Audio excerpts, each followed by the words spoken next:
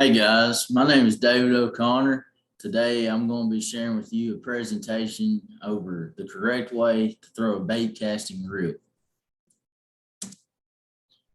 Now to start off, I want y'all to realize that there's more than one reel out there. As a matter of fact, I had two different ones in my apartment. You see that one on the right, it's an open face or spinning reel, and they're pretty common.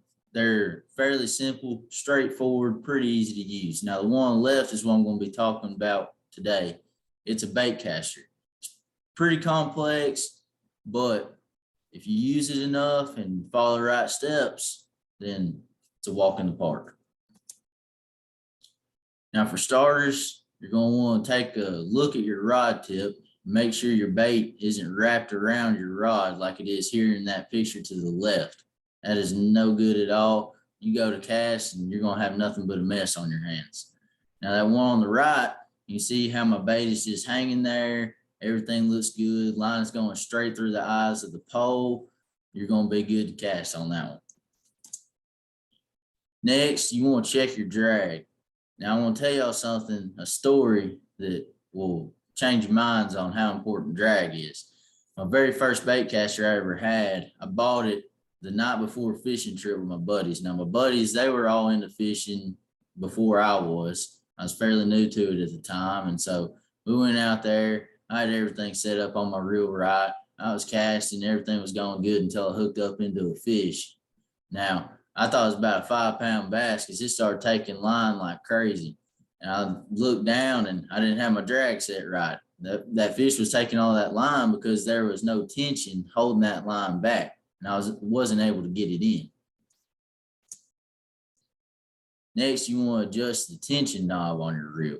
That tension knob is there to control the speed of the spool so that your spool doesn't spin faster than your line is going out in the air.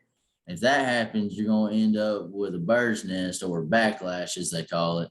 That's just going to ruin your day on the water. Next, you're going to want to push down on that thumb bar. You can see in that left-hand picture, I got my thumb on the thumb bar. It isn't yet pressed, but it is pressed in that picture to the right. That's going to unlock your spool so that that line can come off the spool freely. Nothing's going to keep that spool from turning. Next, you're going to want to apply pressure to your spool with your thumb. Like I said, once you push that thumb bar down, there's nothing holding back that spool. So you need to get your thumb on that spool quickly so that your line doesn't just fall at your feet. And once you have your thumb on the spool, you can do your casting motion. Now, once you get your rod tip to the top of your cast, you're going to let go of the spool with your thumb. That way the line can go wherever you want it to.